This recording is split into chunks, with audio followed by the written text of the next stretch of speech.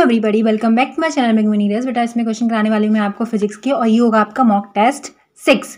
तो फिजिक्स के क्वेश्चन है। पहला क्वेश्चन देखिए, आपसे कह रहे हैं इसमें अराउंड आपके 25 क्वेश्चन होंगे। एक क्वेश्चन आपका बोनस क्वेश्चन है, उसका आंसर आपको करना है। क्वेश्चन पहला है, एन आइडेंटिकल ड्रॉप्स हैं आपके पास में, ईच ऑफ कैपेसिटेंस सी, उनका जो कैपेसिटेंस है वो सी है, and charged to a potential V, और वो वी पोटेंशियल से चार्ज्ड है। फिर है आपका coalesce to form a bigger drop, what is the potential of bigger drop. Bigger drop का जो पोटेंशियल होगा वो क्या होगा, वो आपको बताना है। ठीक है, तो देखिए जैसे निकालना कैसे है, इसको निकालना मैं बता देती हूँ आपको। सिंपली आपको करना है, जो वॉल्यूम होता है हमारा किसका, एक बूंद का, वो कितना होता है, तो वो होता है 4/3 पाई आर क्यू। ठीक है, ये होता है वो। तो हम छोटी बूंद के लिए हम रख ले रहे हैं, जो हमारी एन बूंद है उनके लिए आर, छोटी आर, और बड़ी बूंद के लिए उनका रेडियस रख ले रहे हैं कैपिटल आर। ठीक है, इतना आप समझ गए हो, बेसिक है बिल्कुल। तो हमने आपको बता दिया कि जो वॉल्यूम होता है जो उसको हमने 4/3 पाई आर क्यू माना है, माना नहीं मतलब होता ही है आपका बूंद का, तो ऐसे कर लेना है। अब आपको देखना है बड़ी बूंद का, उसके बाद में फिर आपका एन बूंद है उनका। ठीक है, तो देखिए कैसे करेंगे।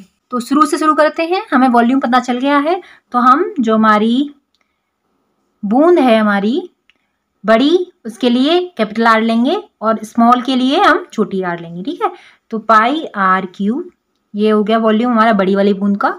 और एन बूंदें हैं, क्योंकि में एन आइडेंटिकल ड्रॉप्स हैं, तो एन बूंदें हैं, तो एन बूंदों के लिए हम क्या करेंगे, मल्टीप्लाई कर देंगे 4/3 पाई आर क्यू का। ठीक है, स्मॉल क्यू होगा यहाँ पे, स्मॉल आर होगा बेटा यहाँ पे। ठीक है, पाई आर क्यूब। अब जो कट रहा है उसको काट दो, 4 पाई से 4 पाई कट जाएगा, 4/3 पाई, और ये बचेगा हमारा, कितना बचेगा, आर क्यूब बराबर आर क्यूब इंटू एन, ये बचेगा हमारा। ठीक है, अब देखिए, अब हमें आर स्क्वायर क्योंकि आर निकालनी है बड़ी आर, तो बड़ी आर कैसे निकालोगे, बड़ी आर बराबर हमारा आ जाएगा एन पे पावर 1/3 आर, छोटी आर। ठीक है, ये आ जाएगा हमारा। ओके, सो हमारे पास में ये आ गया हमारा, क्या आया, कैपिटल आर निकाल दिया, यहीं से हम स्मॉल आर भी निकाल सकते हैं। तो अब हमें कैपेसिटेंस निकालना है, तो कैपेसिटेंस ऑफ स्मॉल, यहाँ पे सी एस लिख दे रही हूँ स्मॉल ड्रॉप के लिए, तो वो आ जाएगा हमारा 4 पाई एप्सिलॉन नॉट, और स्मॉल आर है तो स्मॉल आर हो जाएगा। ठीक है, स्मॉल ड्रॉप है इसलिए। और बड़ी के लिए, तो बड़ी के लिए हम क्या लिख रहे हैं, बिग बी लिख दे रहे हैं, और इक्वल्स टू यहाँ पे 4 पाई एप्सिलॉन नॉट, और कैपिटल आर आ जाएगा। ठीक है, अब देखिए, अब क्या करना है आपको, हमारे निकल आया। ठीक है, अब हमें जो हमारी स्मॉल आर थी, सॉरी कैपिटल जो आर थी हमारी, उसमें पुट करनी है वैल्यूज। हमारी बिग ड्रॉप थी, तो यहाँ से आपसे क्या पूछ सकता है, वो रेडियस भी पूछ सकता है। अब बड़ी ड्रॉप का हमें कैपेसिटेंस पता है, क्या पता है, 4 pi epsilon not capital R. Capital R की जगह पे हमने क्या रखा था, कैपिटल आर इक्वल टू हमारा आया था एन 1/3 स्मॉल आर, यहीं पे पुट कर देंगे 4 पाई एप्सिलॉन नॉट और एन 1/3 और स्मॉल आर। ठीक है, कट करेंगे इसको अब। ओके, ये हुआ। अब हमें क्या करना है, अब हमें यहाँ पे जो स्मॉल जो एप्सिलॉन नॉट है, यहाँ पे क्या करना है, सी रखना है, क्योंकि हमने सी हमारी छोटी आर थी, छोटी स्मॉल जो सी थी वो हमारा कितना था, 4 pi epsilon nought small R. इसी की जगह पे हमें रख देना है सी को। हम चूंकि हमारा जो है ये सी के बराबर है, तो हम यहाँ पे इसकी जगह पे और इसकी जगह पे हम रख देंगे सी। तो ये क्या हो जाएगा, सी बी बराबर, मतलब बड़ी बूंद बराबर क्या हो जाएगा, सी और एन पे पावर 1/3। ये आ गया, इतना समझ में आया। तो हमें पूछा है पोटेंशियल बताना है बिगर ड्रॉप का, तो बिगर ड्रॉप का पोटेंशियल निकालने के लिए Q/C, आपने फॉर्मूला पढ़ा होगा, बस वैल्यूज रख देनी है। Q कितना होता है, Q हमने मान Q होता है NQ। ठीक है, क्योंकि बड़ा भी है इसलिए बड़ा Q है, यहाँ पे बड़ा Q आएगा, तो वहाँ पे अब C भी हमें बड़ी रखनी है यहाँ पे। ठीक है, किसकी रखनी है, बड़ी की रखनी है, तो बड़ी की हमने निकाल ली है ऑलरेडी, तो बड़ी C की क्या कितनी आई थी हमारी, N 1/3 और स्मॉल c, ये आया था हमारा। अब क्या करना है आपको, बस कुछ नहीं करना है, वैल्यूज पुट कर देनी है, आंसर आपका आ जाएगा। यहाँ पे ये डैश है बेटा, डैश का मतलब ये बिग है, बिग। ठीक है, तो बिग बूंद बराबर, बिग बूंद का वॉल्यूम बराबर NQ हो जाएगा, जो चार्ज होता है बिग बूंद का चार्ज NQ हो जाएगा।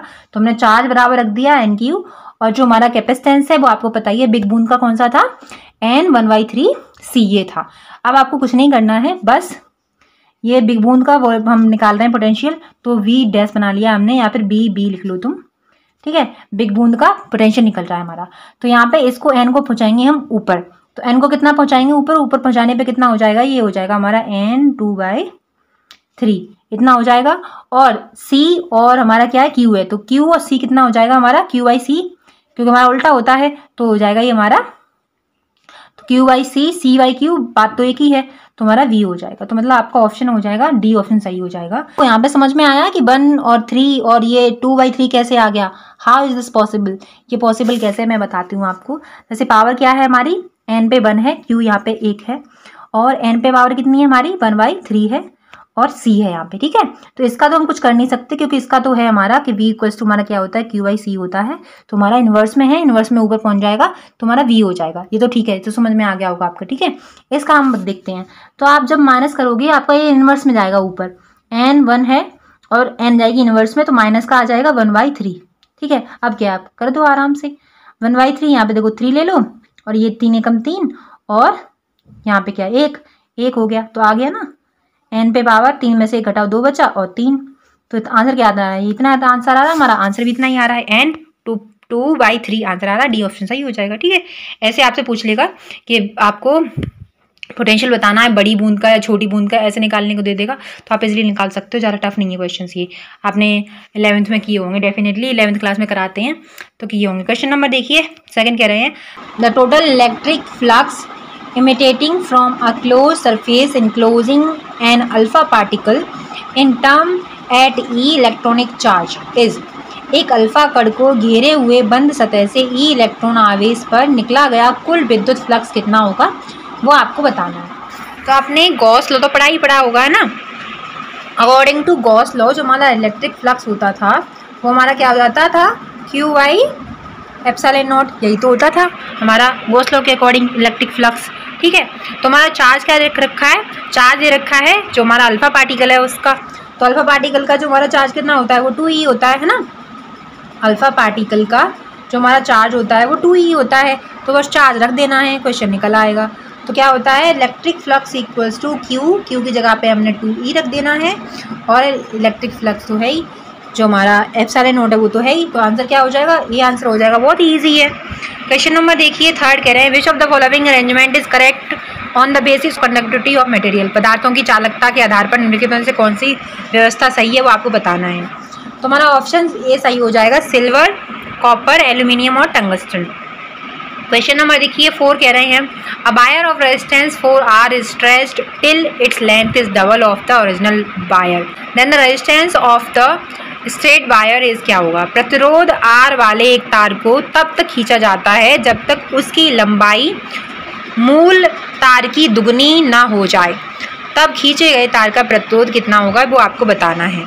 तो मान के चलते हैं कि हमारा जो एक आपने फॉर्मूला पढ़ा होगा R इक्वल्स टू ρL/A, ये रेजिस्टिविटी का फॉर्मूला है, रेजिस्टेंस की रेजिस्टिविटी का फॉर्मूला है, ये आपने फॉर्मूला पढ़ाई होगा और आप हर एक बच्चा इस फॉर्मूले से फेमिलियर भी होगा, ठीक है।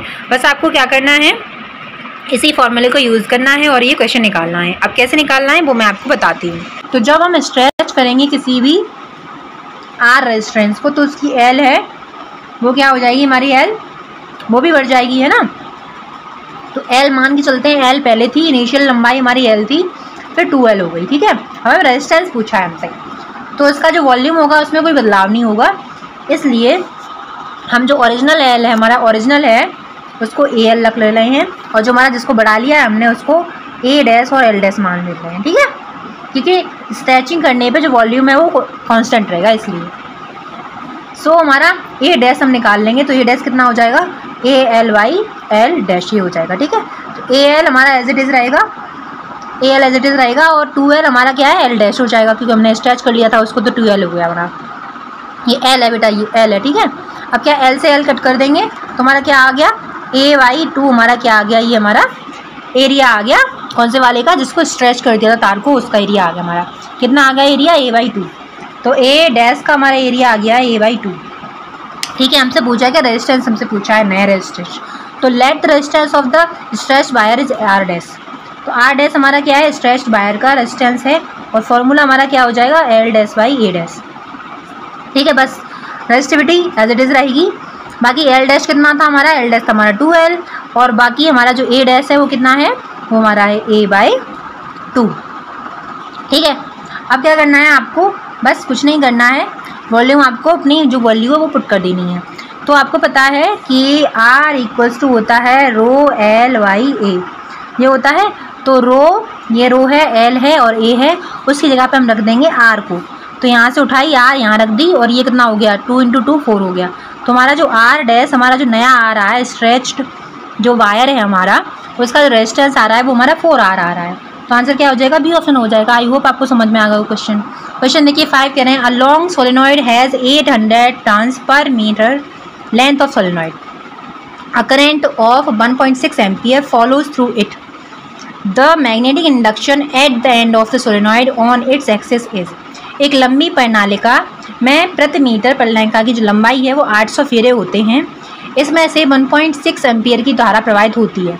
प्रणालिका के सिरे पर उसकी धुरी पर चुंबकीय प्रेरक है वो आपको बताना है। तो इसका एक फॉर्मूला है सीधा सा, B = μ0 Ni/2, इतना सा फॉर्मूला है, ठीक है। अब आपको क्या करना है, सिर्फ और सिर्फ इसमें वैल्यूज़ पुट करनी है, फिर आपका आंसर इसमें आ जाएगा, ठीक है। चलिए तो हम वैल्यूज़ को पुट कर देते हैं। μ0 बराबर आपने एक पढ़ा होगा, μ0 बराबर आपका जो वैल्यू होता है वो 4π × 10⁻⁷ होते को रख देंगे 4π × 10⁻⁷ इंटू n की कितनी है, टर्न्स कितनी है हमारे 800 टर्न्स है हमारे, और i हमारा कितना है 1.6 है, ठीक है, बाकी 2 है। अब इससे कट पीट कर लेना आप, 2 ये हो जाएगा। आंसर जो आपका आएगा, आंसर आ जाएगा आपका 8 × 10⁻⁴। बी ऑप्शन आपका सही हो जाएगा। ये a magnet is placed in a magnet is placed in a non uniform magnetic field it's experiences, ठीक है। तो वो एक्सपीरियंस क्या करती है, वो एक्सपीरियंस करती है a force and a torque. एक चुंबक को एक असमान चुंबकीय क्षेत्र में रखा जाता है तो यह अनुभव करता है फोर्स और टॉर्क। क्वेश्चन नंबर देखिए 7 कह रहे हैं, the core of the transform is usually made of. Transform का जो कोर होता है वो किसका बना हुआ होता है, तो वो बेटा सॉफ्ट आयरन का बना हुआ होता है। सी ऑप्शन आपका सही हो जाएगा, ठीक है। क्वेश्चन नंबर 8 आपसे कह रहे हैं, a sinusoidal voltage of peak value इतनी दे रखी है आपको एंड फ्रीक्वेंसी इतनी दे रखी है, is applied to a series LCR circuit in which R इतना दे रखा है, L इतना दे रखा है और C इतना दे रखा है। The impedance of the circuit is, impedance क्या होगा, हिंदी में आप लोग पढ़ लें। तो इम्पिडेंस निकालने के लिए सबसे पहले हमको क्या करना पड़ेगा, वो हमें फाइंड करना चाहिए। तो हमको सबसे पहले क्या करना है, हमको XL बराबर आपको पता होना चाहिए 2π μL, ठीक है। हमें वैल्यू दे रखी है L की, तो यहाँ से हम निकाल लेंगे XL को। तो XL बराबर हमारा 2π हो जाएगा इंटू न्यू हमारा कितना है 50 है, न्यू का मतलब है फ्रीक्वेंसी बेटा, यहाँ पे फ्रीक्वेंसी। L हमारा कितना दे रखा है, L हमें दे रखा है यहाँ पे 25.48, इतना हमारा L दे रखा है। इसको कैलकुलेट करने के बाद में हमारा ये 8 ओम हो रहा है, कितना आ रहा है 8 ओम आ रहा है ये कैलकुलेट करने के बाद में, क्योंकि मिली हेनरी है तो आपको 10⁻³ भी रखना पड़ेगा। तो कैलकुलेट करोगे आप जब इसे, तुम्हारा 8 ओम आएगा, आप कैलकुलेट कर लेना। बाकी अब हम निकालना है हमें LC। तो XL हमारे पास में है, अब हमें निकालना है XC। XC क्या कह रहा है हमारा, XC हमें क्या कहता है, XC हमें कहता है 2π न्यू और ये C, मतलब ये अपोजिट होते हैं एक दूसरे के।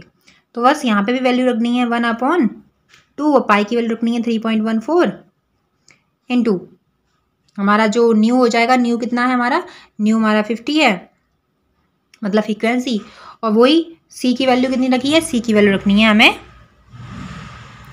C की वैल्यू कितनी रखनी है, C की वैल्यू रखनी है मैंने ये वाली। तो माइक्रो है तो 10⁻⁴ हो जाएगा 796 इंटू 10⁻⁶, ठीक है। इसे सॉल्व करने के बाद में हमारा जो आंसर आएगा वो आएगा 4 ओम। कितना आया, 4 ओम आया इसका, ठीक है। इसका आंसर 4 ओम आ जाएगा। आप आराम से इसको कैलकुलेट कर सकते हो, क्योंकि अगर मैं ज़्यादा समय लगाऊंगी तो आप बोरिंग हो जाएगी वीडियो और आप समझ नहीं पाओगे। तो आप ना अपने जो कैलकुलेटर है उससे कैलकुलेट करना, इतना ही आएगा, ठीक है। फिर आपसे पूछा क्या, इम्पिडेंस पूछा है of the circuit is, impedance क्या होगा। तो इम्पिडेंस निकालने के लिए क्या करना पड़ता है आपको, इम्पिडेंस के लिए फॉर्मूला होता है एक, Z = अंडर रूट में R² कोष्टक में XL - XC का होल स्क्वायर, ये हमारा इम्पिडेंस का फॉर्मूला होता है। आपसे यही पूछ सकता है वो, देखो XL भी पूछ सकता है आपसे, L की वैल्यू दे देगा आपको और XL पूछ लेगा, या फिर आपको C की वैल्यू दे देगा, जो आपका क्या होता है कैपेसिटेंस होता है उसको पूछ लेगा, और XC पूछ लेगा आपसे। तो यहाँ तक भी आपसे पूछ सकता है। ये वाली जो थर्ड, जो आपकी थर्ड क्या है प्रोसेस है, थर्ड प्रोसेस ना पूछे वो फर्स्ट और सेकंड पे रुक जाए, इजी क्वेश्चन आएंगे ना इसलिए। लेकिन आपको फॉर्मूलेज याद होने चाहिए। अगर आपको फॉर्मूलेज याद होंगे देन आप क्वेश्चन को, किसी भी टाइप का क्वेश्चन हुआ आप कर लोगे, ठीक है। बस आपको क्या करना है, आर की जो वैल्यू है, आर कितना दे रखा है 3 ओम दे रखा है, 3 का स्क्वायर रख लो, अंडर रूट में सब कुछ रखना है। एक्सएल और एक्सी, एक्सएल में से एक्सी घटाओ तो 8 में से 4 घटाओ तो 4 बचेगा, 9 और ये इसका स्क्वायर भी तो करना है, ये 16 हो जाएगा, ये कितना हो जाएगा 25 हो जाएगा, और 25 अंडर रूट में तुम्हारा आंसर क्या आ जाएगा 5 ओम आ जाएगा, 5 ओम आंसर आ जाएगा आपका, बी ऑप्शन सही हो जाएगा, ठीक है। आई होप आपको समझ में आ गया हो। अगर आपसे देखो ये सब ना पूछ के आपसे वो निकलवाएगा नहीं, एक्सएल और एक्सी दे देगा आपको बस पहचानना होगा कि एक्सएल क्या है एक्सी क्या है, ठीक है। फिर आपको क्या देगा, पूछेगा आपसे कि इम्पीडेंस निकालना है आपको सर्किट का, तो बस आपको फॉर्मूला पता होना चाहिए। तो आपसे ऐसे भी पूछ सकता है, क्वेश्चन पूछने के बहुत सारे तरीके होते हैं, वो कुछ नहीं बस आपको घुमा देगा, क्वेश्चन को डायरेक्शन चेंज कर देगा कि आपको एक्सएल निकालना है तो डायरेक्ट पूछ लेगा वो, तो सिर्फ आपको एल देगा और आपको फ्रीक्वेंसी देगा। एक्सी पूछेगा तब भी आपको फ्रीक्वेंसी देगा, और सी देगा आपको तब भी आपसे एक्सी निकल जाएगा। अगर आपको एक्सएल और एक्सी दोनों ही दे दिए क्वेश्चन में और आपसे पूछ लिया उसने जेड इम्पीडेंस पूछ लिया आपने सर्किट का उसने, तो आपको बस फॉर्मूला पता होना चाहिए, जेड इक्वल टू होता है अंडर रूट में R square plus X L minus XC का होल स्क्वायर। तो ये आपका होता है फॉर्मूला, जेड बराबर अंडर रूट में आर स्क्वायर मतलब रेजिस्टेंस का स्क्वायर और एक्सएल माइनस एक्सी का होल स्क्वायर, ये होता है आपका फॉर्मूला, ठीक है।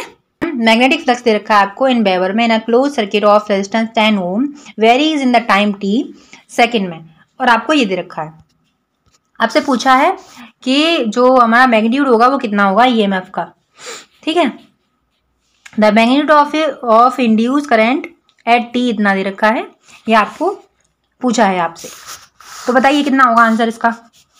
तो देखिए आंसर कैसे निकालना है, सबसे पहले जो हमारा इंड्यूस्ड ईएमएफ होता है उसको निकालना पड़ेगा, तो वो होता है हमारा ई माइनस का D phi by D T, आपने पढ़ा होगा फॉर्मूला जरूर डेफिनेटली। फाई की वैल्यू आपको दे रखी है तो यहाँ पे बस आपको डिफ्रेंसिएशन करना है, तो मैं डायरेक्ट कर दे रही हूँ, यहाँ पे हो जाएगा आपका 12t माइनस का 5 इतना आएगा आपका, ठीक है। अब t की वैल्यू आपको दे रखी है, कितनी दे रखी है, t की वैल्यू 0.25 सेकेंड, तो यहाँ पे 12 इंटू टी की वैल्यू रख दो 0.25 और माइनस के 5 ये है, ठीक है। 12 का इसमें इंटू करोगे तो कितना आ जाएगा 12 इंटू 25 300 आ जाएगा, और माइनस के 5, यहाँ पे माइनस नहीं आएगा प्लस आएगा क्योंकि बेटा यहाँ पे माइनस लगा हुआ है तो ऑलरेडी माइनस, और यहाँ पे चिन्ह बदल जाएंगे आपके, ठीक है।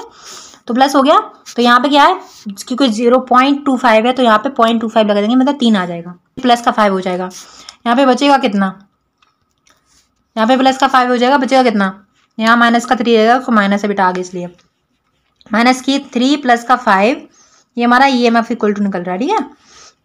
तो प्लस का 2 आ जाएगा, ठीक है, हमारा ईएमएफ कितना आ गया प्लस का 2 आ गया। अब हमें निकालना क्या है, करंट, इंड्यूस्ड करंट निकालना है। इंड्यूस्ड करंट निकालने के लिए हमें क्या करना पड़ेगा, I equals to E by R, E हमारा कितना आया था, ई हमारा आया था 2 और आर हमें दे रखा है 10 ओम, तो हम रख देंगे 10 को, आंसर कितना आ जाएगा 0.2 ए आ जाएगा आंसर, आपका आंसर आ जाएगा 0.2 ए, 0.2 आपका आंसर आ जाएगा, ठीक है, ये आंसर आपको सही आ जाएगा। और एक और बात बता दूं मैं आपको बेटा, जो इंड्यूस्ड करंट है आपसे 2023 में पूछ चुके हैं यूपीबीएससी नर्सिंग में, यूपीबीएससी नर्सिंग में आपसे 2023 में इंड्यूस्ड करंट पूछ चुके हैं, आपको दे दिया था उन्होंने इंड्यूस्ड ईएमएफ और आपको रेजिस्टेंस बता दिया था उन्होंने, बस आपको निकालना क्या था, इंड्यूस्ड करंट निकालना था, इजीली निकाल लेते, फॉर्मूला पता होना चाहिए था बस। क्वेश्चन नंबर देखिए 10 आपसे कह रहे हैं quantity that remains unchanged in a transformer is, transformer में अपरिवर्तित रहने वाली राशि है तो क्या है, फ्रीक्वेंसी।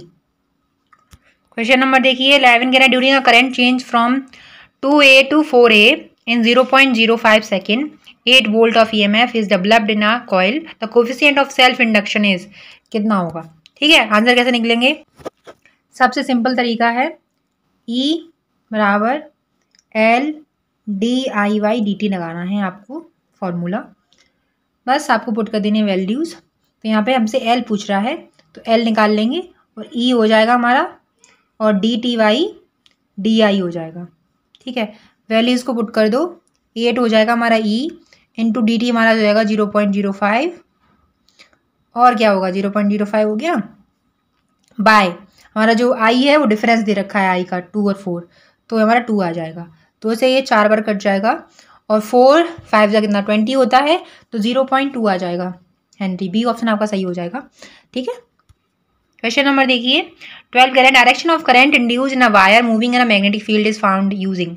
चुंबकीय क्षेत्र में घूमते हुए तार में प्रेरित धारा की दिशा का पता किसका उपयोग करके लगाया जाता है? तो वो हमारा क्या होता है? वो हमारा होता है Fleming right hand rule. Answer आपका बी हो जाएगा 12 का। ठीक है, क्वेश्चन नंबर 13 देखिए, कह रहे हैं आपसे electromagnetic radiation of highest frequency is. जो हाईएस्ट फ्रीक्वेंसी होती है कौन से इलेक्ट्रोमैग्नेटिक रेडिएशन की होती है? 13 का आंसर हो जाएगा आपका बी। गामा रेज की जो रेडिएशन होती है वो सबसे ज़्यादा होती है। क्वेश्चन नंबर देखिए 14, the speed of electromagnetic wave in vacuum is. तो जो हमारी वैक्यूम होता है उसमें इलेक्ट्रोमैग्नेटिक वेव होती हैं, उनकी स्पीड क्या होती है? तो वो होती है same for all of them. Question number देखिए 15 आपसे कह रहे हैं when light is incident at a polarising angle which one is completely polarised. जब प्रकाश ध्रुवण कोण पर आपतित होता है तो कौन सा पूर्णतः ध्रुवित होता है? तो आंसर क्या हो जाएगा इसका? आंसर हो जाएगा आपका ए, रिफ्लेक्टेड लाइट। क्वेश्चन नंबर देखिए 16 न्यूमेरिकल है अगेन। कह रहे हैं आपसे the magnifying power of N astronomical telescope is 8 and the distance between two lenses is 54 centimetre. The focal lens of eye lens and objective lens will be respectively. तो कैसे निकालेंगे इसको? तो आपने पढ़ा होगा एम इक्वल्स टू ऑब्जेक्ट की frequency, focal length और हमारी इमेज की। अब आपको क्या करना है, क्योंकि ये हमारा एम दे रखा है आपको 8, ठीक है, मैग्नीफाइंग पावर हमारी कितनी रखी है? 8 दे रखी है, 8 रख लेनी है आपको। फिर आपको निकालनी है लेंथ, एल बराबर हमारा जो फोकल लेंथ ऑब्जेक्ट का वो प्लस में फोकल लेंथ इमेज की। तो हमारा कितना रखा है? वो 54 दे रखा है, हमारे पास सब कुछ दे रखा है हमें। अब आपसे पूछ रहा है वो कि आपकी जो एफ ई होगा और एफ ओ होगा वो कितना होगा। तो बस क्या करना है, कुछ नहीं करना। एफ ओ है हमारा, वो कितना निकल के आया था? वो हमारा हो जाएगा, इसमें से माइनस कर देना है। 54 टोटल है इसका, इसमें से आपको 54 को माइनस कर देना है। तो 6 हमारा आ जाएगा एफ ई और एफ ओ आ जाएगा हमारा 48। ठीक है, ऐसे आपका आंसर आ जाएगा। कैसे निकालोगे? हमने सबसे पहले पढ़ा था कि एम इज इक्वल टू हमारा कितना आ रहा था? F O upon F E, मतलब ऑब्जेक्ट और इमेज, इक्वल्स टू हमारा कितना आ रहा था? 8 आ रहा था। यहाँ से हम एफ ई निकाल लेंगे, एफ ओ निकाल लेंगे। एफ ओ इक्वल्स टू हमारा आ जाएगा 8 एफ ई। ठीक है, अब इसका हमें इस्तेमाल करना है किसमें? हमारे एफ ओ और एफ ई में इक्वल्स टू 54 है हमारा। ठीक है, एफ ओ की वैल्यू कितनी आ रही थी? 8 एफ ई प्लस में हमारा एक और एफ ई है और 54 है। ये कितना हो जाएगा? 9 एफ ई हो जाएगा और 9 एफ ई इक्वल टू 54 हो जाएगा। 9 से ये कट कर देंगे 6 टाइम्स, तो एफ ई बराबर हमारा कितना आ गया? 6 आ गया। पता चल गया हमें। अब एक ऑप्शन नहीं पता चल रहा है हमें, एफ ई हमारा 6 आ रहा है, तो हमारा ऑप्शन ए ऐसा ही हो जाएगा। ऐसे ही आप निकाल लोगे एफ ओ। ठीक है, क्वेश्चन नंबर देखिए 17 कह रहे हैं the least distance of distinct vision of a person is 75 centimetre. The focal length of reading spectacles for such a person should be. तो कितना होगा आंसर इसका? कैसे निकालेंगे इसका आंसर? इसका आंसर निकालेंगे हम, क्योंकि हमारा नॉर्मल विजन कितना होता है? नॉर्मल जो विजन होता है हमारा 25 सेंटीमीटर होता है। ठीक है, और जो इसमें क्या है, इसमें हमारा यू हो जाएगा माइनस का 25, ठीक है, और वी हो जाएगा हमारा माइनस का 75, क्योंकि 100 में से हमने घटा दिया। ठीक है, अब आपको वैल्यू रख देनी है 1/f equals to 1/v minus का 1/u। बस वैल्यूज पुट कर दो, माइनस का माइनस रखना, माइनस का 175 होगा, माइनस का 25 होगा। आंसर आ जाएगा 2/75। उल्टा कर लो इसको, 75/2 हो जाएगा, 1/f इक्वल टू है, तो 1/f इक्वल टू हमारा आ जाएगा 75/2/75 आ रहा है, तो f बराबर हमारा कितना आ जाएगा? 75/2 आ जाएगा। आंसर आपका 37.5 आ जाएगा सेंटीमीटर। ये ऑप्शन सही हो जाएगा। क्वेश्चन नंबर देखिए 18 कह रहे हैं proton and alpha particle have the same D Broglie wavelength, what is the same for both of them. क्या सेम होता है बोथ ऑफ देम के लिए? तो आंसर क्या हो जाएगा? डी ऑप्शन, मोमेंटम दोनों के लिए सेम होता है। क्वेश्चन नंबर देखिए 19 कह रहे हैं when a velocity of electron increases it's D Broglie wavelength decrease हो जाती है। जब भी वेलोसिटी इंक्रीज होगी किसी भी इलेक्ट्रॉन की, तो हमारी जो डी ब्रॉगली वेवलेंथ है वो क्या होगी? डिक्रीज हो जाएगी। क्यों हो जाएगी? कि new lambda equal to H upon P होता है, और D lambda equal to P की जगह पे एच, पी की जगह पे हम एम बी रख सकते हैं। जब भी वेलोसिटी हमारी इंक्रीज करेगी तो हमारा जो डी ब्रॉगली वेवलेंथ है वो डिक्रीज करेगा।